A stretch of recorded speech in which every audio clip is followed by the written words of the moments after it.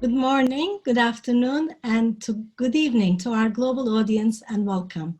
I'm İpek Cem Taha, Director of Colombia Global Centers, Istanbul, one of 9 centers across the globe established by Columbia University to connect the local with the global, to create opportunities for shared learning, and to deepen the nature of the global dialogue.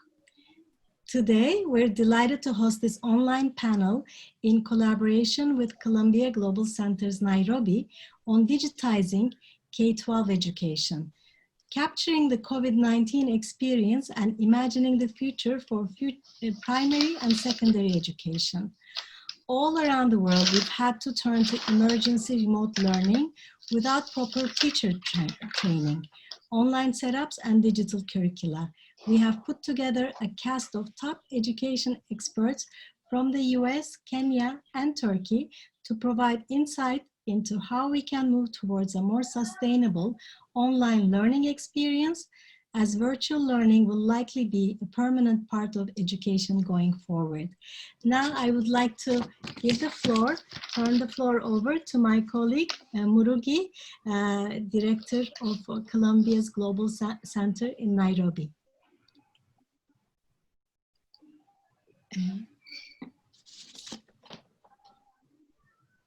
Unmute. Yeah, I was muted. Thank you, İpek. As İpek has mentioned, my name is Muriuki Dirango, the Director of Columbia Global Centers Nairobi. We are delighted that you're joining us today. I would now like to introduce our moderator, Dahlia Constantine, a doctoral candidate in curriculum and teaching at Columbia University's Teachers College. Dahlia will in turn introduce our keynote speaker, Columbia Professor Detra Price-Dennis, who was instrumental in providing the intellectual framework for today's conversation. Welcome, Dahlia. Thank you so much. I'm really excited to be here, and I just want to encourage all our participants now to take a look at the bottom of the screen and find the Q&A box. And as you're listening to our amazing speakers today and you come up with questions, please go ahead and type in any questions you have, small or big, in there, and we will get to as many as we can today because we truly want to make this an interactive, participatory event around the world and to hear your voices as well as you hearing ours today. So without further ado, I would like to introduce our first speaker, who's our keynote speaker, and also my advisor and mentor academically and in everything in life, Dr. Detra Price-Dennis.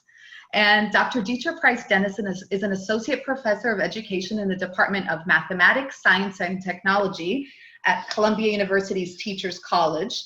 And Dr. Price-Dennis serves as the co-director of the Reimagining Education Online Advanced Certificate Program and is also the founding director of the hashtag JustLit. And that's an incredible media-based project that provides multimodal resources around literature, media, and social change in education. So check out that hashtag, JustLit, on Instagram.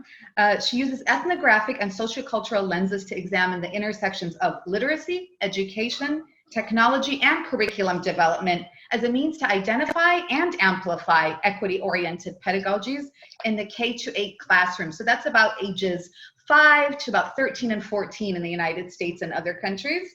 And she's also had experience in the classroom herself as an elementary school teacher. All right, take it away, Detra. Thank you so much, Dahlia, for that really beautiful introduction. And hello, everyone. I am so excited to have this opportunity to engage in a conversation with you that's informed by my previous teaching, my research, and the work that I do right now at the university that sits at the intersection of digital literacies, technology, equity, curriculum development, and online learning. I look forward to sharing some ideas with you and engaging in a thoughtful conversation. And I want to echo Dahlia's request that you please use the Q&A to write questions that you have for all of us here on the panel. And if the chat is also open, please feel free to introduce yourselves to each other. Feel free to share resources that are working for you or any reactions or comments that you have. So that way you have a little online community going while we're doing this work. Thank you.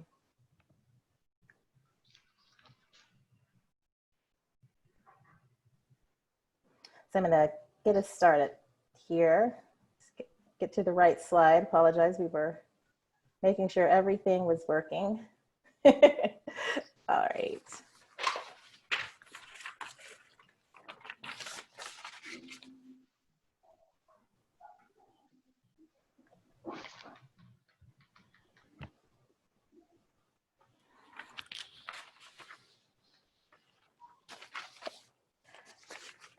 So over the past few months, we've seen a global uptick of engagement in online spaces that has informed how the field of education approaches teaching and learning. Due to COVID-19, educators are now expanding their instructional strategies to engage in remote learning.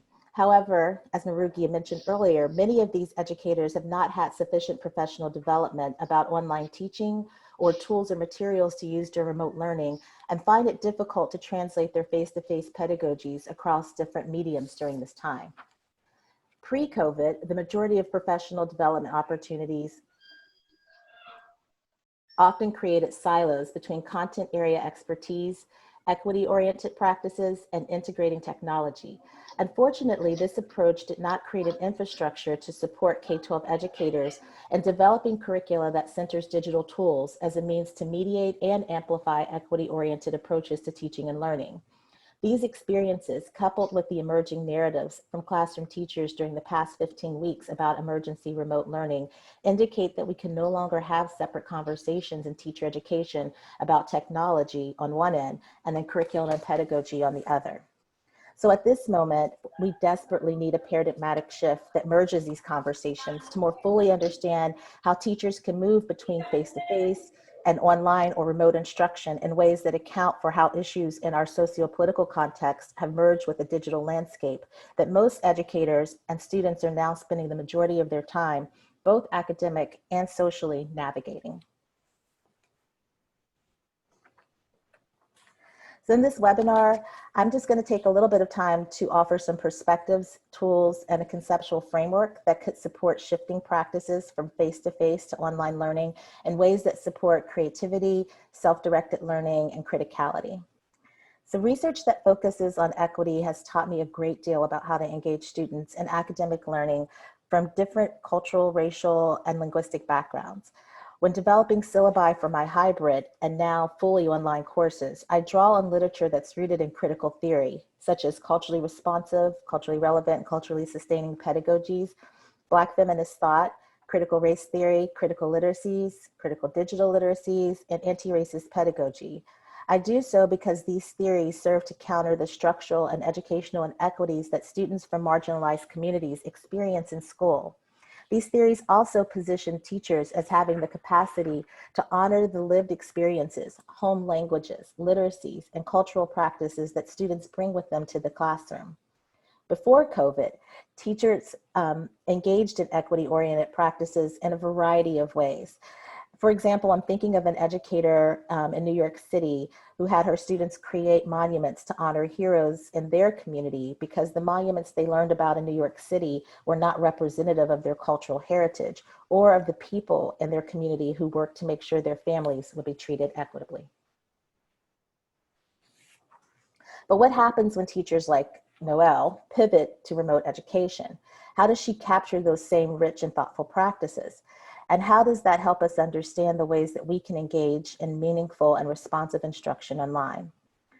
So I've been thinking about this a lot. And for me, we have to begin with some type of conceptual tool that accounts for how we plan and think about teaching face-to-face that allows us to imagine other possibilities for either synchronous or asynchronous learning across a variety of digital tools.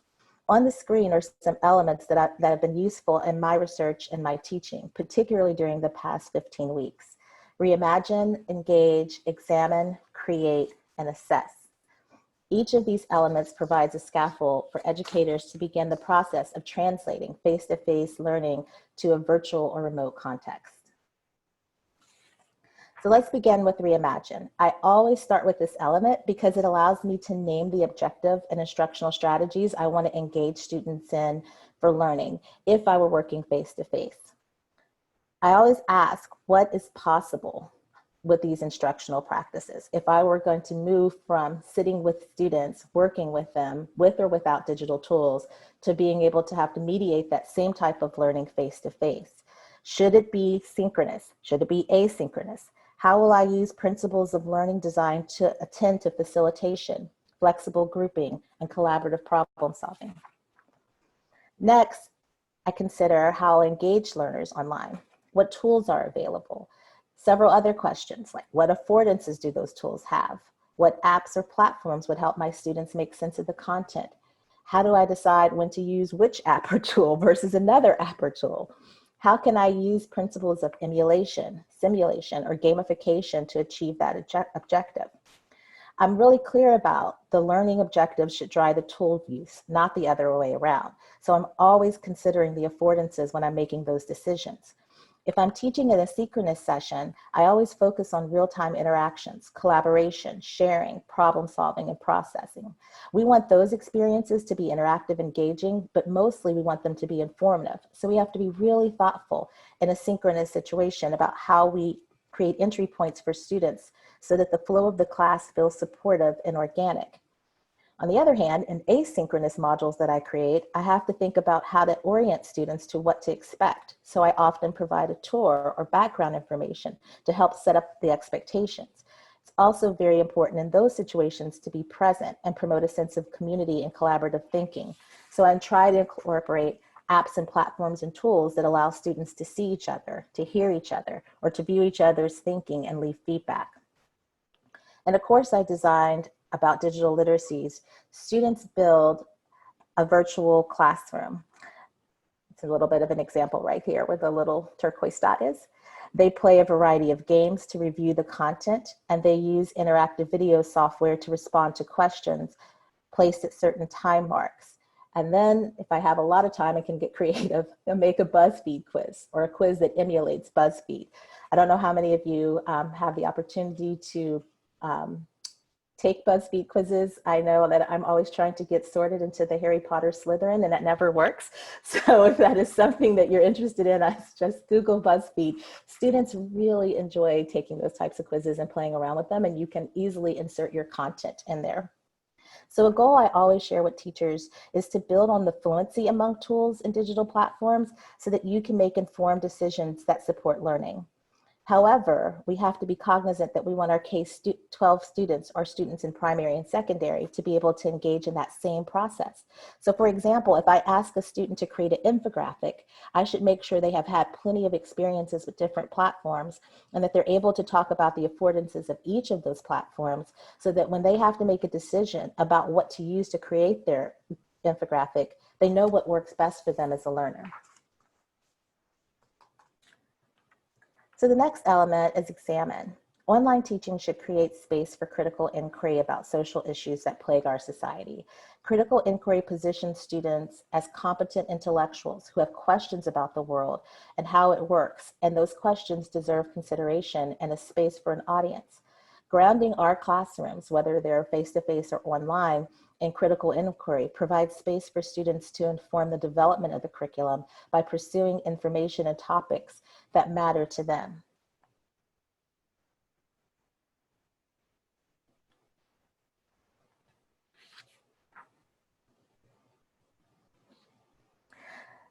So often when I'm in classrooms, technology is often locked away or out of sight, or sometimes it's used as like a dangling carrot or a reward. When we're teaching online, every tool is available for students to create with. So it should feed their imagination in ways that supports inquiries about topics that matter to them. Any approach to online teaching should be multimodal, promote criticality, be an expression of joy and resistance, be agentative, and serve as a creative space for inquiry and production. It should also spark students' imaginations because again, every tool is available for them to use. In this example, students create a stop motion animation film about gender inequality, modeled after films that they viewed on BrainPop. The last element is assessment. Teaching online should be interactive and engaging, as I mentioned earlier, but it should also have lots of access points for students to get feedback on how they're making sense of the content. It should feel like an active space with room for play, practice, experimentation, and production. The types of assessments used should take into take ethics, privacy, and data management very serious and offer transparency about how analytics from the apps, platforms, or LMSs are being used to assess learning in the course.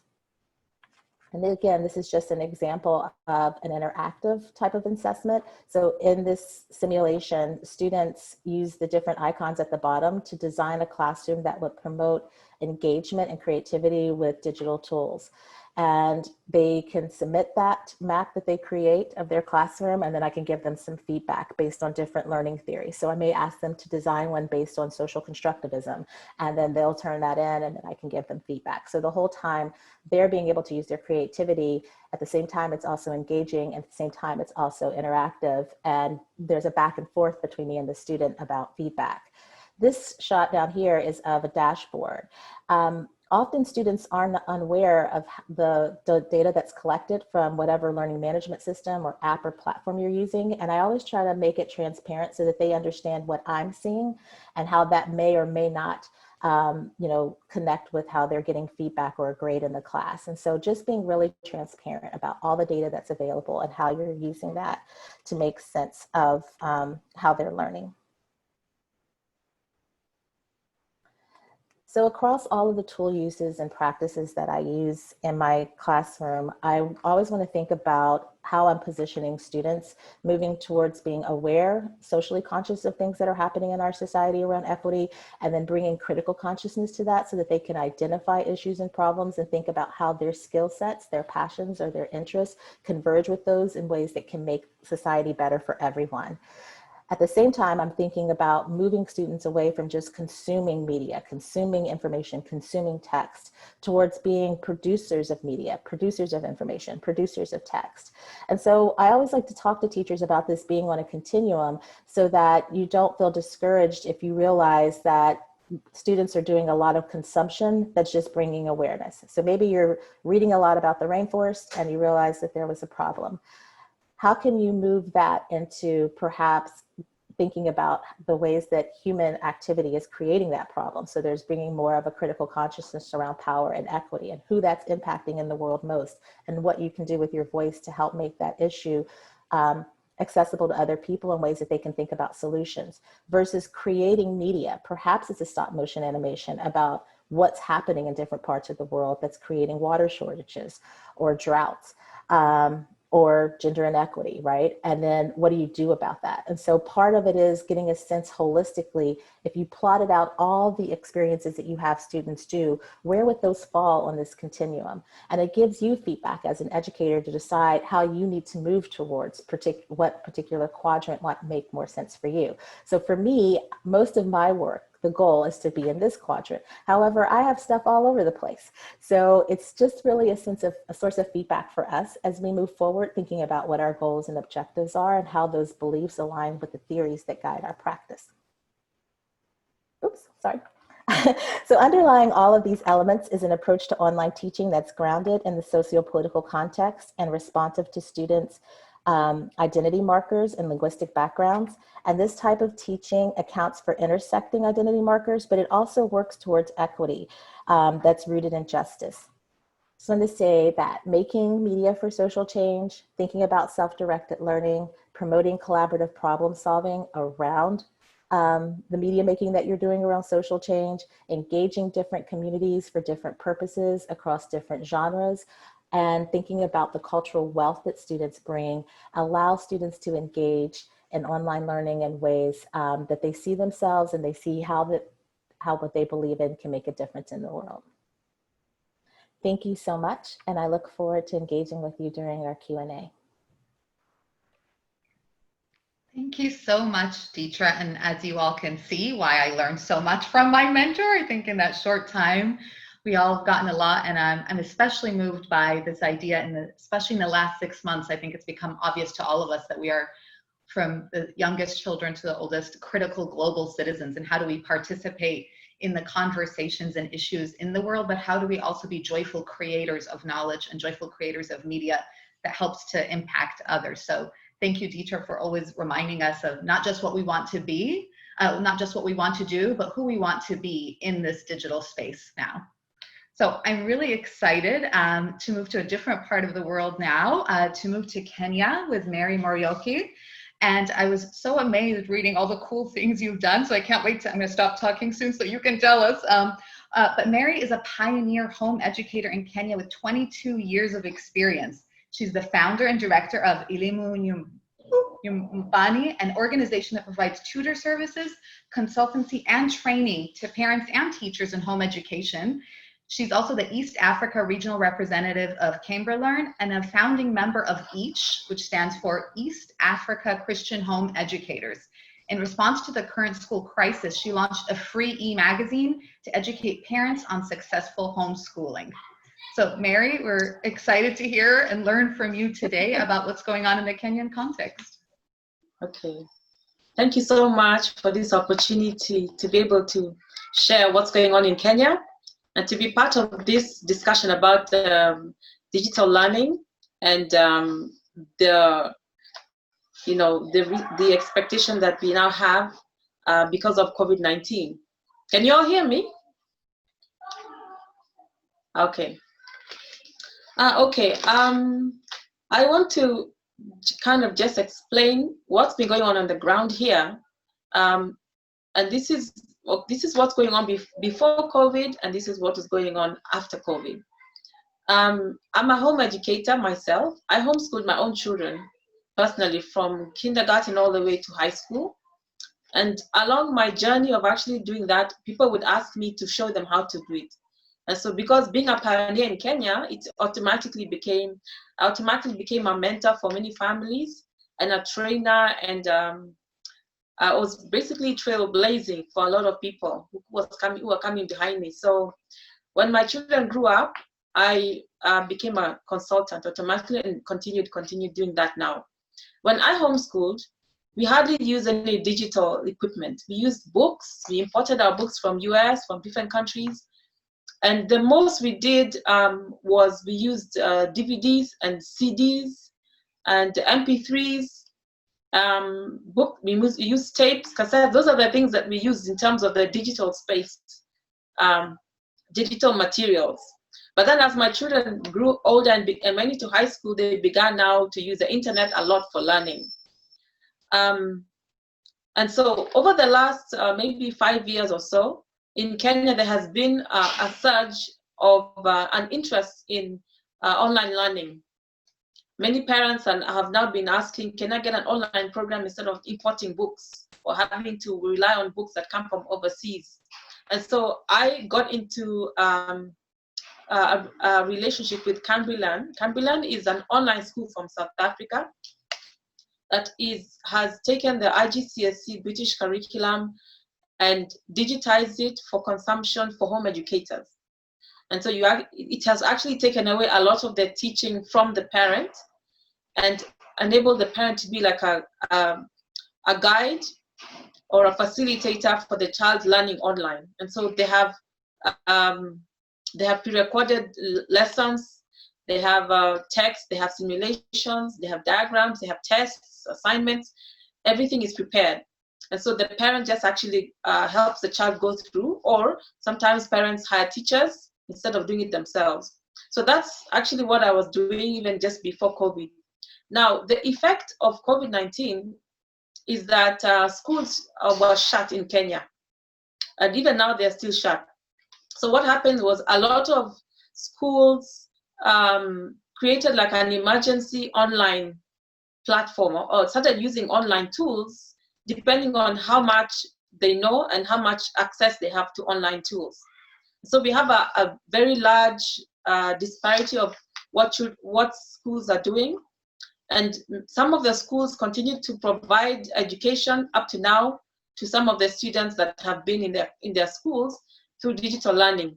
Others completely shut down and they don't have any way of actually providing that. And so in Kenya, we find majority of the children who are in public school and low-cost schools are the ones who are affected mostly because they actually stopped learning because their schools are not able to digitize. And the best they could do is teachers sometimes bring material to the home, or they use WhatsApp and send some documents through WhatsApp or email. and text message. That's like the most that they've been doing. Then there's a group of them that have been engaged in online learning and purchasing programs like Camblylearn, which is an entire full school created for a parent to be able to homeschool. So we have parents who are doing that, who have transitioned into Camblylearn, and they're actually using that. And I'm one of the facilitators, providing tutors for them and first enabling them to onboard onto Camblylearn and enable them to navigate that. But there is a majority of Kenyans who have don't have any access. For example, there's a lot of children who live in the rural country, in up country, and I want to give a scenario of one family that I know of who they're actually pastoralists, and these children were just going to a local school, and that local school doesn't have any digital material. And the Ministry of Education have tried very much to provide a national solution by providing some radio programs, because radio is very widely used in Kenya.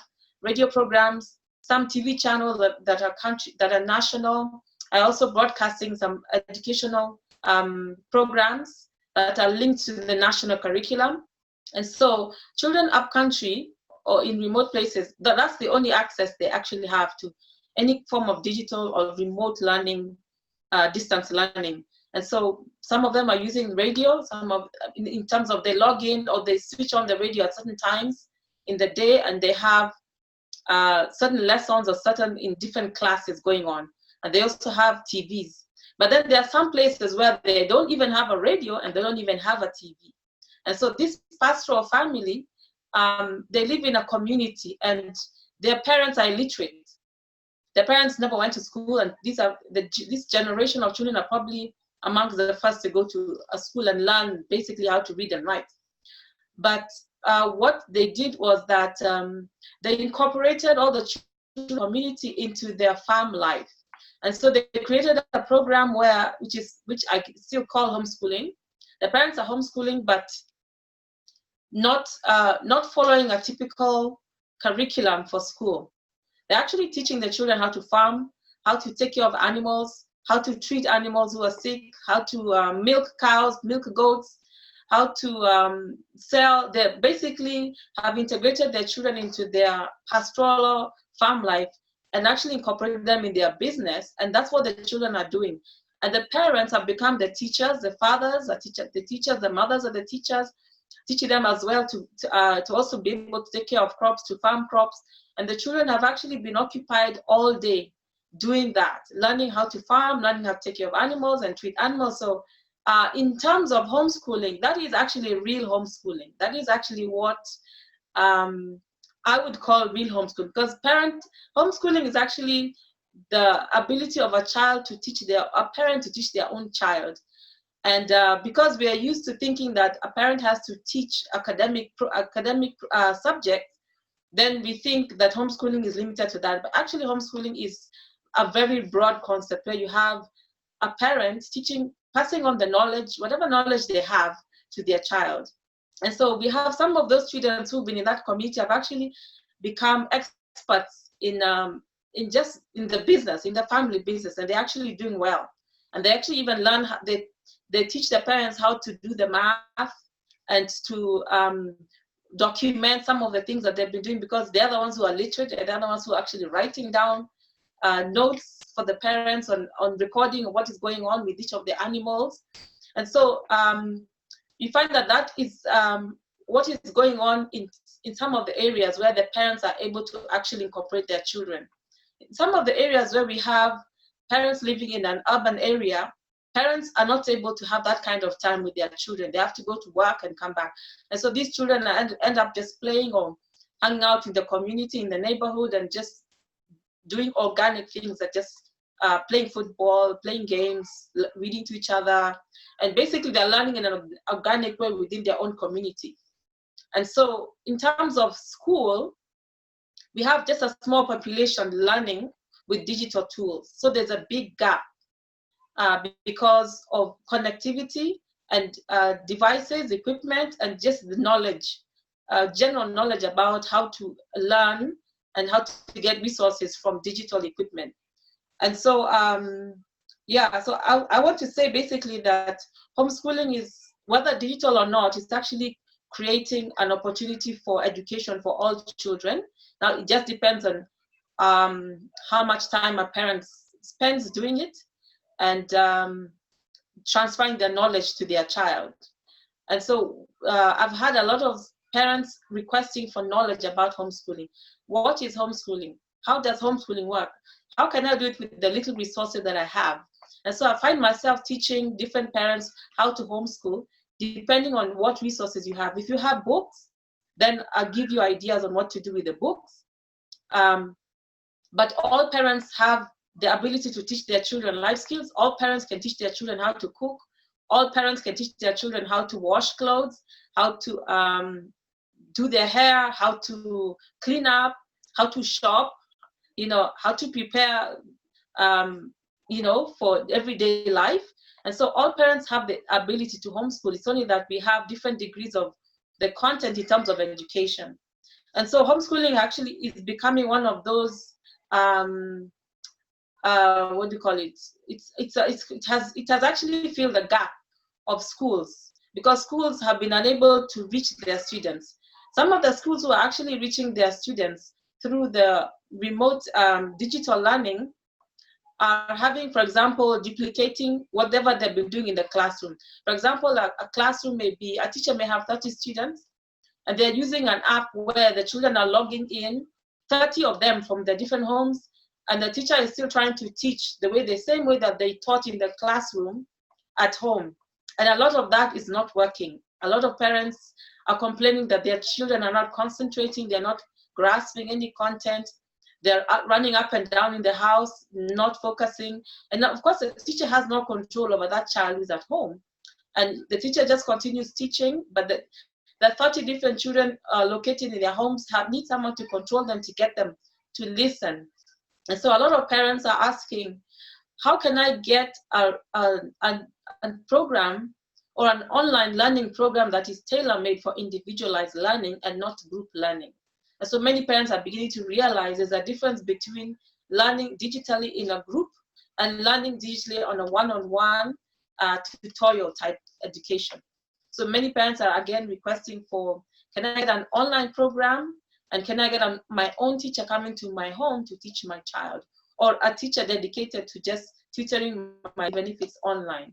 And so there's that shift that's going on between group learning in classroom style approach and one-on-one learning approach, which is an individualized child-centered approach, which is basically homeschooling. So I think that's basically what I wanted to share in terms of what I've seen going on in my experience. Another thing that we're also experiencing is a lot of parents are concerned about the screen time. Children are spending too much time on the screen. And so one of the things that I advise parents to do is use a blended learning method, where you limit the time that a child is actually spending on the screen, learning the content, and then move the child away from the screen and have a discussion with the child away from the screen, and then create activities that outside, like hands-on activities that are outside, around the home, where the child actually is using manipulatives and is using hands-on activities, and then also reading just a physical book, and also a lot of handwriting. So when you use handwriting, you use physical books, you use discussion, and you have online, then the child is engaging in a different mediums, but it's still learning, but they're not spending a lot of time on the screen. And so I'm basically educating people about blended learning, because it's a big concern for parents. Just they don't want their children spending too much time on the screen. And so that's one of the things we are doing. Another thing that, obviously the social aspect is not there much now, because as a homeschooling community, we've been, before COVID, we would spend a lot of time teaching our children at home, and also having group activities and group learning, like music groups and sports activities and things outside of the home, which are not in existence now, because we're not allowed to do gathering. So a lot of that has also become online, and there's a lot of social interaction going on online, but there's And then some of the service providers who, like, for example, music teachers are actually teaching one-on-one online. They've converted their music lessons into online lessons. They've converted their ballet lessons into online lessons.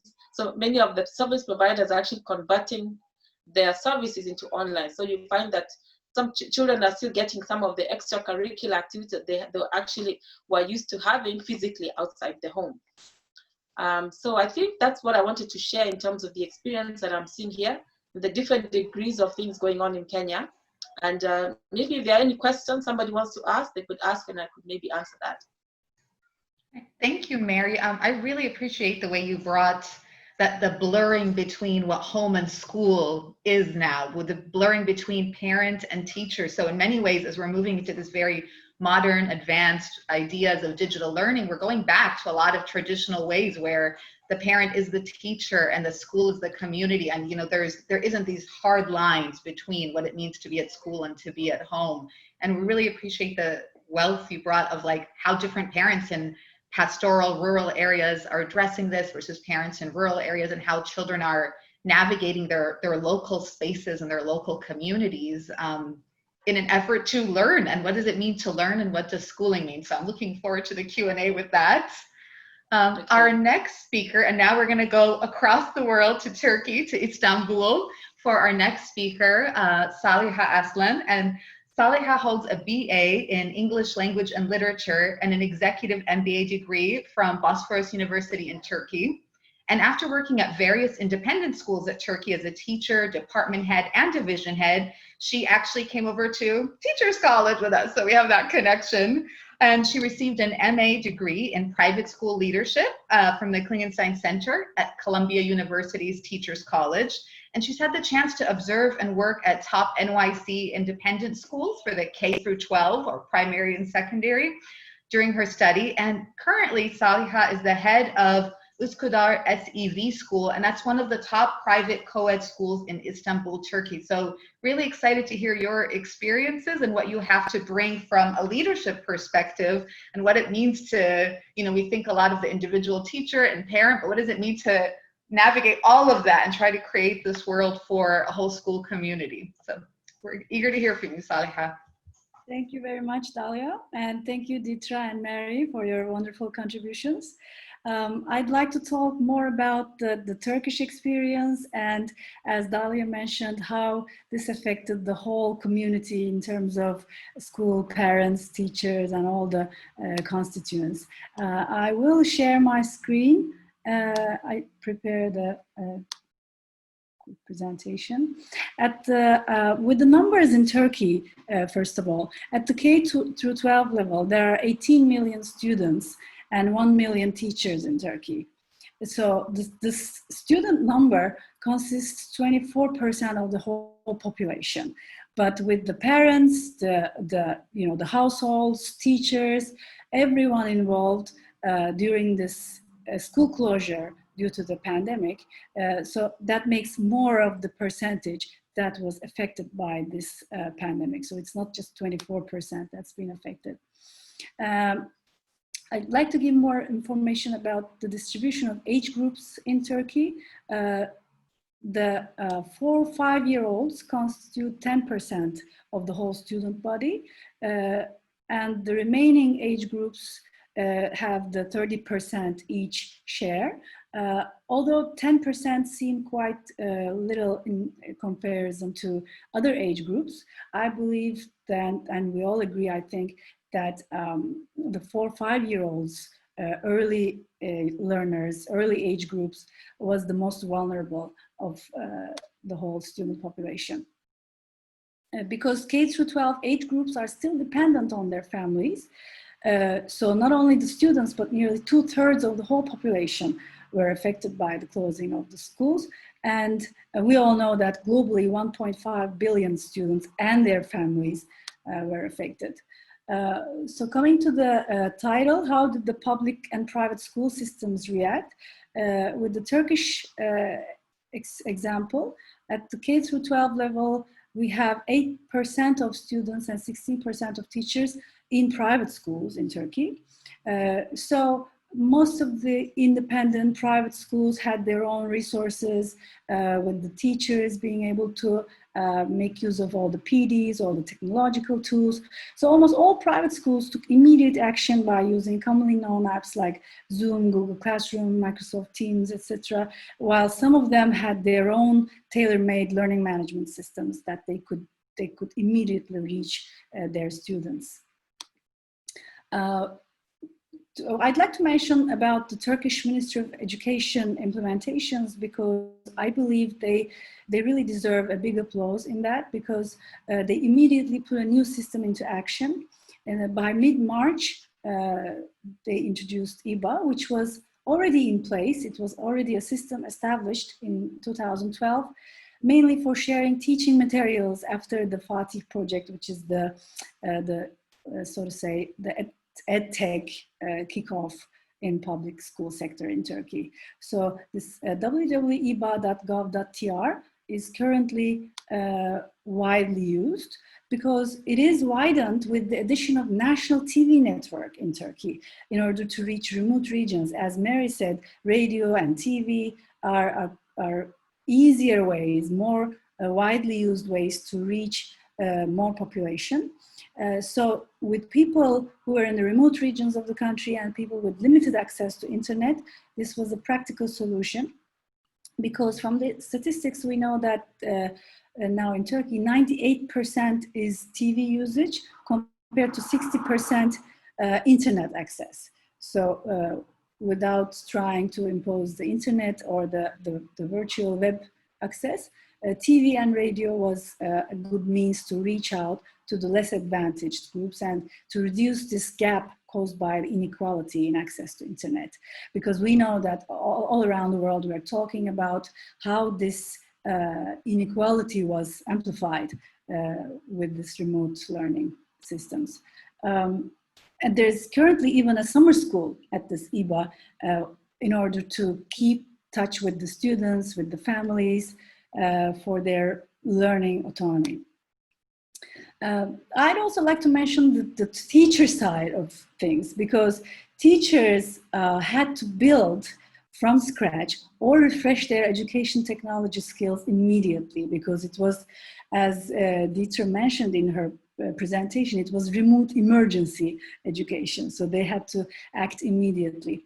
Many open courses were already available, but during this time we witnessed immense increase in live PD events, either on the web or more practical on social media.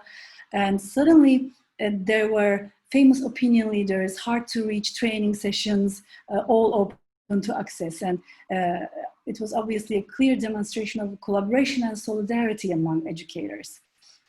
And we can easily say that professional development is now available to any educator or homeschooler, as in Mary's case, who wish to pursue lifelong learner or who wish to gain assistance in their children's or students' knowledge. And also there's the social and emotional development part of things, because K-12 age group social interaction is one of the basic components of child development. So especially young learners need interaction with their peers, with their teachers. They just cannot sit in front of a screen and concentrate for like 30 minutes, 40 minutes. They cannot generate in their minds a real life classroom environment through a screen because of their less developed abstract thinking. So they cannot experience the real life classroom. And on top of that, urban life provides this socialization only at school. So our students can socialize and develop socially and emotionally, mainly spending time at schools. So schools and teachers during this pandemic worked really hard and tried all means to reach out to their students. Also during the time, Turkish Ministry of Education introduced which might be translated as remote teaching close follow-up program, where there was this social and emotional support to the students, to the teachers, or even to some parents who are in need. So when we come to imagining the future at the K-12 level, as we all talked about, due to the age groups, the learner is not able to fulfill his or her own learning all alone, unlike higher education. So we cannot say that we're digitizing K12 education, everything is going to be remote, online. That's unfortunately not possible without a teacher or a parent, at least as a facilitator. And especially in the early ages, parent support is essential. And teachers need to continue relationship with the parents and students, because this creating rapport, this building relationship will not go anywhere. Teachers are the key role players, as we know. Even though we may have the highest technology, the facilitator to pave the way for inquiry in the minds of the students is the teacher. She's the role model. And as Detra mentioned in her presentation, this critical inquiry is really important. So teachers will be the role models in installing this mindset in the students. However, teacher well-being should also not be forgotten, because they were like the healthcare workers during the pandemic. So we should also support our teachers. We did all our best for academic support, for technical support, but their well-being is also really important. Their psychological support is there for our help. So imagining the future brought to me this hybrid education model, because obviously remote learning is not going anywhere. COVID is still there, but physical necessities will also be there. So hybrid education that provides physical presence and remote learning together seems to be the future of education, because we will continue to have physical contact restrictions, obviously.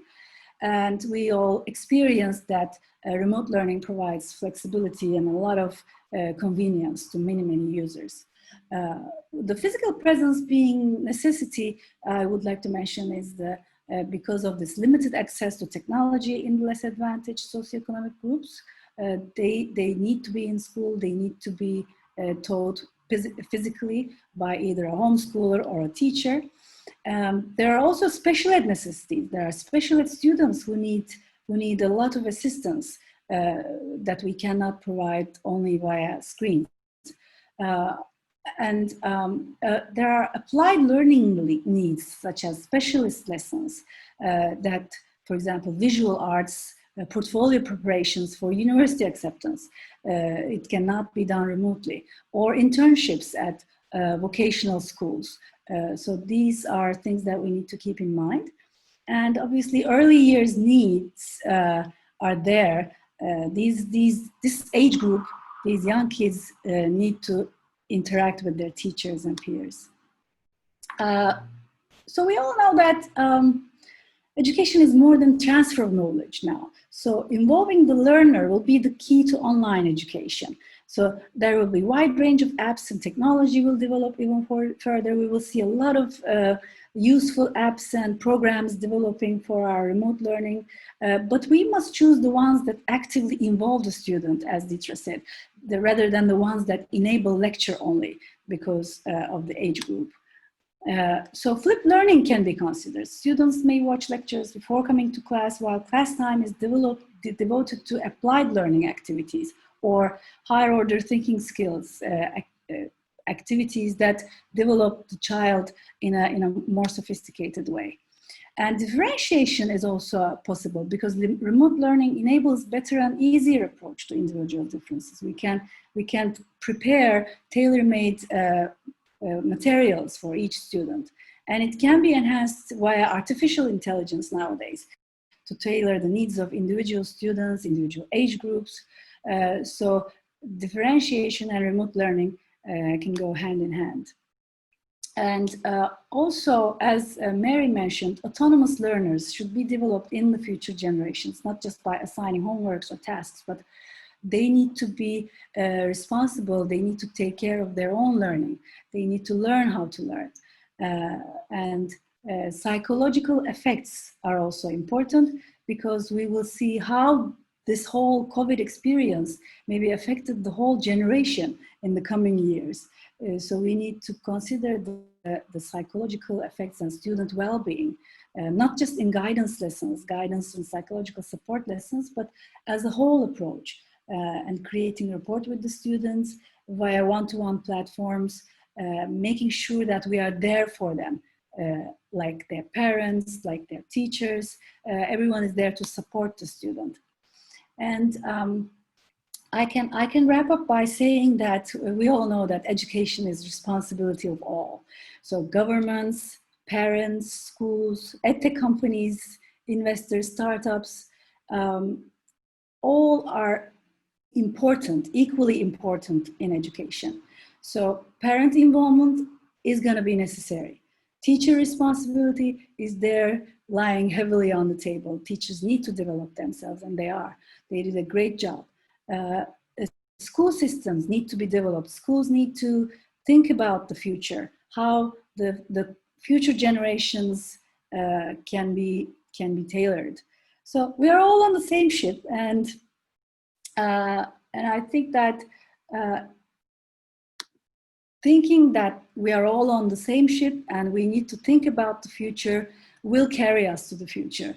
And collaboration, communication, and sharing, I think, will be the key. And this is all I would like to say for the moment up until the Q&A. And thanks everyone for this opportunity to come together.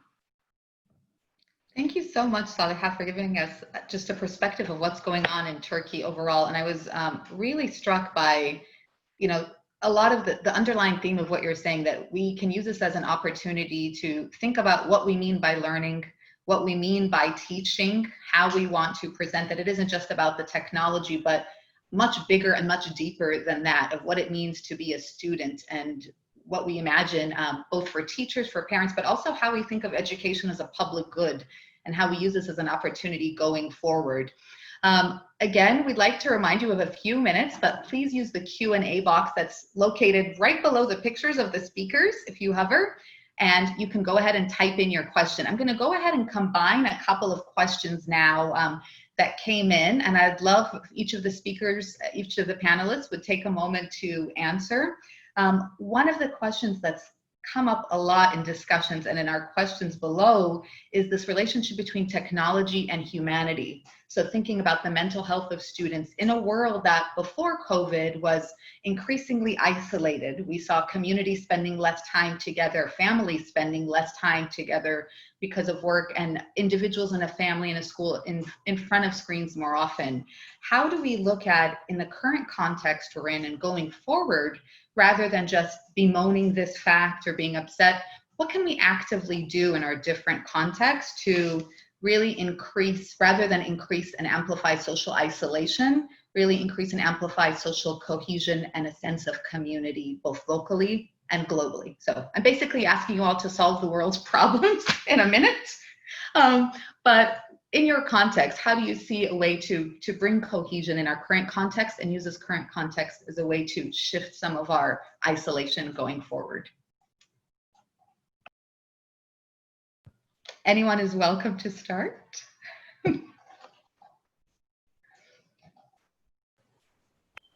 I'll start briefly and just say that that's such a beautiful question. And I think that we were hearing that question asked for the past few years, but I think we hear that question right now. It's amplified definitely because everyone is online, but we've heard that every time a new technology has been introduced, right? So we heard that with the Walkman, kids are walking around with these big headphones, they're not paying attention, they're not reading. Then we have computers, we have iPads, we have iPhones, we have Game Boys. So every time something that's, you know, digital based comes in, we worry about relationships and what that does to human-to-human interaction. And so I think that this is not a new conversation. It is certainly something that has been happening every single decade. We have this come up over and over again.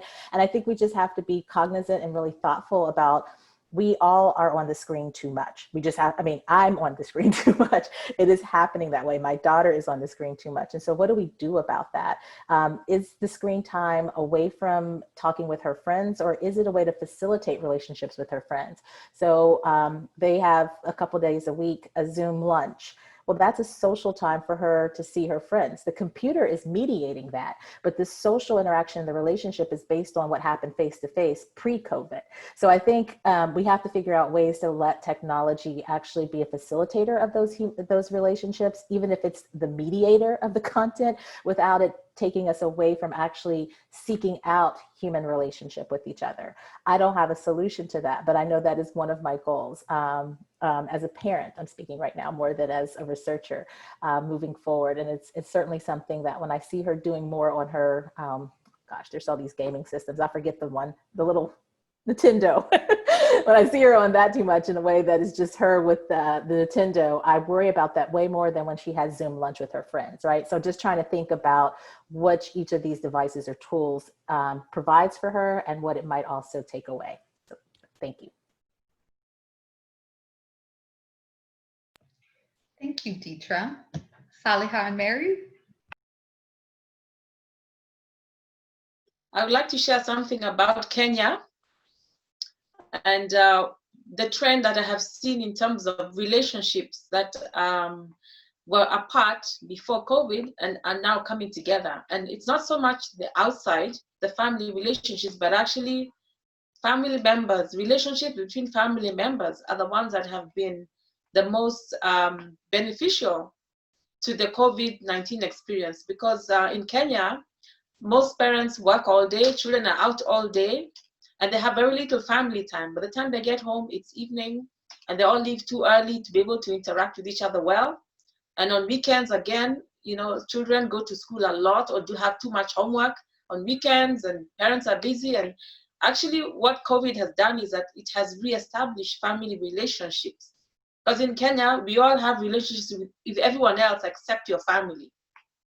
And so what parents are having to do now is discover who their children are, what they like, what they don't like, what kind of character they have, what kind of thinking they have, what kind of questions they keep asking, what skills they have. Can they cook? Can they make their beds? Do they know how to read? Do they know how to have conversations?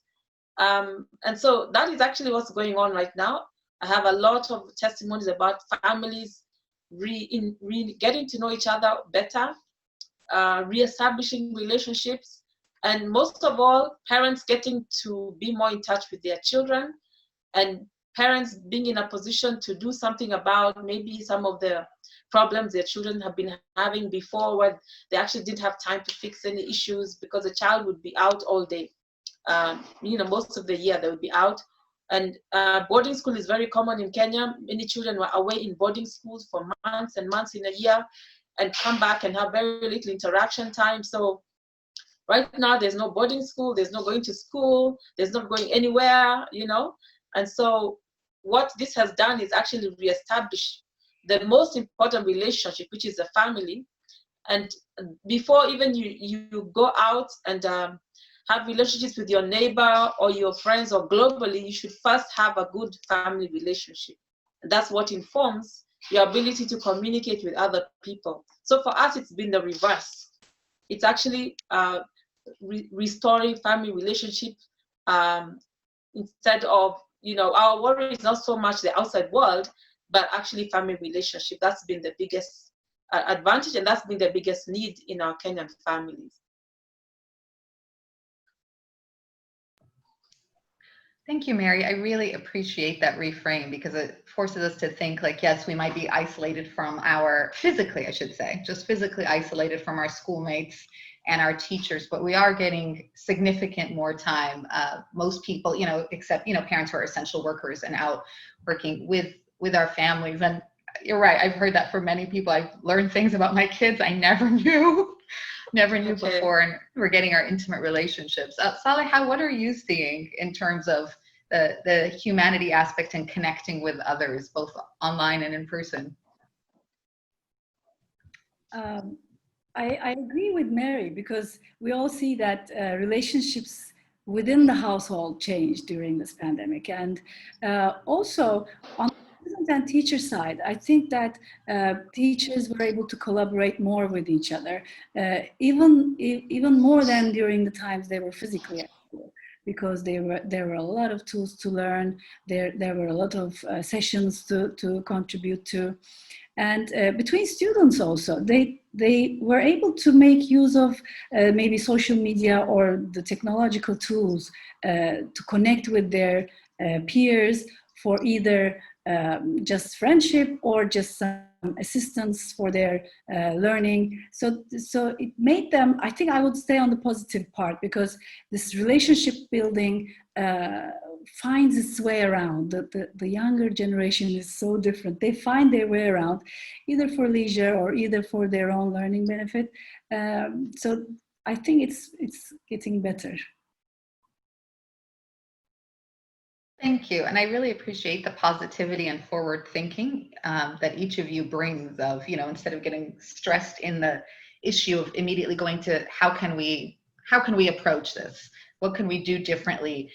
We are at the hour mark now, which is the end of our webinar. We do have a couple more questions. I'd like to ask the panelists how you feel about staying on for 2-3 more minutes to answer a couple of these. Yeah, it's okay. Is that okay? Yes. Yeah. Okay, so Saliha, this question actually was directed towards you, but I would love if Detra and Mary also respond after, because each of you brings such a different perspective. And the question, staying with our theme of positivity and problem solving, what has worked best with digital learning that you've seen in the last few months? I think that all around the world, teachers, as I said, were able to act immediately. They were dedicated to their jobs. They really they built some of their skills from scratch, as I said in my presentation. So there were teachers who were, especially in the public school sector, there were teachers who were rarely using technology, who didn't feel the need to use technology, but they immediately developed this growth mindset, and they were able to adapt to this. And there were a lot of teachers who were ready to produce materials, live sessions in the Turkish education network. And also parent involvement, I may say, was really critical and valuable. And many parents, despite the fact that some of them had to work, some of them had their own worries, health concerns, they really supported their child's remote learning experience, either psychologically or academically. So without the parent component, it was really impossible to continue this, especially in the early age groups. And schools were also, of course, private schools had more tools and means, but also public system was also quick to act, quick to react in this system, and they didn't want to lose any child behind, lose any student behind. Thank you, Saliha. I agree. It was amazing to watch people jump into action and everyone spring forward and bring out the best in so many people and find out who we are. Mary or Detra, from your perspective, the best thing you've seen come out of this and the best things for distance learning in your context? I would say in my context, there's still a very big digital divide between those who are able to access digital equipment and connectivity and those who are not. And so it's the same story for those who have the ability. They definitely had to learn very quickly, both teachers, parents, and students, and they all just had to really go through a very high learning curve, learn a lot of different things and how to communicate. But that's a very small population in Kenya. And so we find the most common digital platform is the phone and the TV and the radio in Kenya. And so we've not had, I would not say there's been a lot of growth and growth in most of the population on digital because they don't have access to a lot of it. But that's one of the things the government is really trying to, the Ministry of Education is trying to bring access to, because they are encouraging everyone to go digital, but they don't have the infrastructure. Most places don't have the infrastructure. So the government is being forced to kind of create the infrastructure now very quickly and try to get people using it very quickly. So I would say that as a national, the effect of that is that we, as a country, we are moving much more into the digital space as a nation, as a country, and for the majority, eventually, I think at the end of the day, the majority will end up being all connected. So it's forcing us as a nation to think more about those who don't have and the places where there's no access and how they can be able to do that. One of the things, for example, it's not even digital, is water. You know, water is one of the things that with COVID-19 is an essential. You have to keep washing your hands, wash for 20 seconds, wash every time you do this, wash your clothes. And there are places where there was no running water. And the government is telling people wash, wash, wash. So they're having first to take water to where there was no water.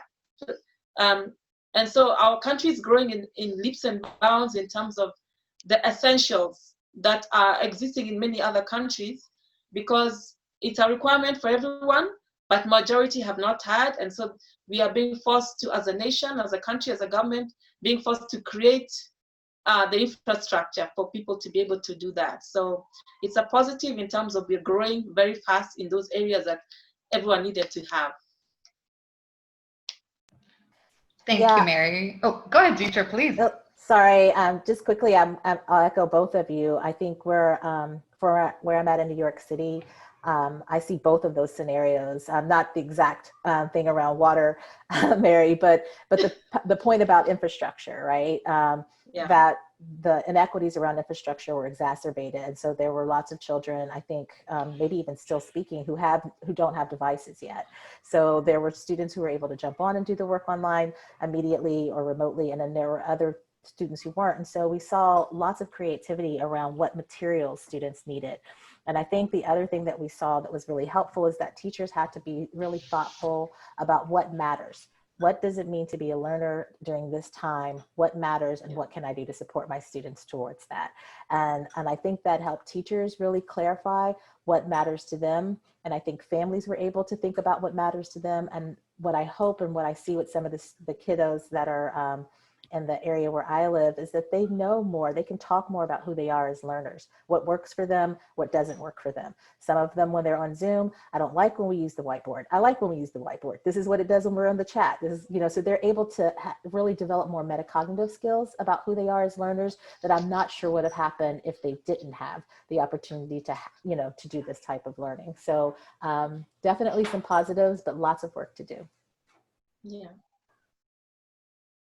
All right, thank you. And we do have one more question, and if everyone can take a moment to answer briefly, so we can, we know we have a lot of people who have appointments right after this, but the question is, a lot of you have brought up the way this has made very obvious where some students have had no access, and things that have always existed, but have just been really amplified and are really magnified for us to see where there's a lack of inclusion of kids in rural areas or kids in high density urban areas, or which schools have access to give students devices, or where there's even connectivity. So thinking about students who are newcomer students, refugee students across our different spaces, students who are immigrants and do not speak the local language, students who learn differently and might need different supports or have a second teacher who works with them. What advice do you have for educators? And I'm going to use that term broadly, from a classroom teacher to a school leader to doctoral students in education to education policymakers, of how can we use this moment where there's such attention on the inequities in society and really thinking about each student's needs? How would each of you want to use this this moment, and what advice would you give educators to create a much more inclusive learning space?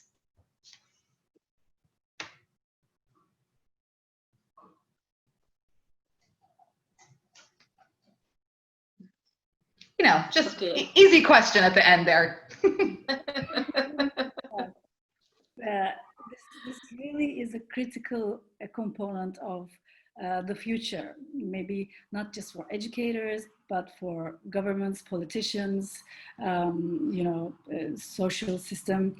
I think that refugees and immigration is a concern that everyone should take care into, everyone should look into.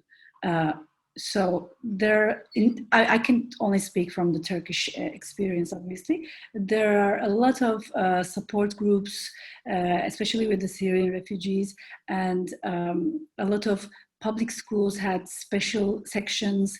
There were special language groups in some of the schools that there were specially dedicated hours, teachers, programs. But this whole pandemic broke the whole physical interaction and getting together and touching them and trying to be more inclusive ideal. So again, I would basically say radio, television, reaching out via materials, printed materials, even sending with packages with donators or so could help. It's just there that we should keep in mind. We have to make them feel that we care about them, we're there for them, and they're included in the society. So this is, I think, really critical. The social and emotional development also should be taken into consideration. So inclusiveness is everywhere when it comes to those groups. Yes, just to comment on that, I would say the same thing, that we definitely need to have specialized focus on those groups and create special programs for them to be included and their needs to be met. Yeah, I would say the same thing that she said, that special programs is what would really help them to feel included in this whole space. Yeah. Yeah, I echo both of those comments. Thank you both for that. Right. Thank you so much. I feel like I've learned a lot today about just what the different contexts are in different countries, but also that deep desire we all have to use this moment as a deep sacred pause and to really stop and reflect on what has gone right in our education system in our world. What have we been complacent about for too long, who we've left at the margins and known, but just sort of ignored for a long time? And how are we going to use this moment to shift who we are going forward? Because we are in the middle of a global pandemic. We're also in the middle of the largest global civil rights movement that we've ever seen, which has been organized very locally, but also through digital learning and through online connectivity. We have the young people demanding change for the world and telling us they're tired of the things we've done as the older generation, and they're ready for something new. So people, everyone else. So just want to thank each of you for being here and for bringing this perspective of not just who do we want to be as educators in this world, but who we want to be as human beings and global citizens during this time that we get to reimagine our world. So I just want to thank you. And thank all of you for being here and for participating and for your questions. And we hope to see you soon at our next webinar.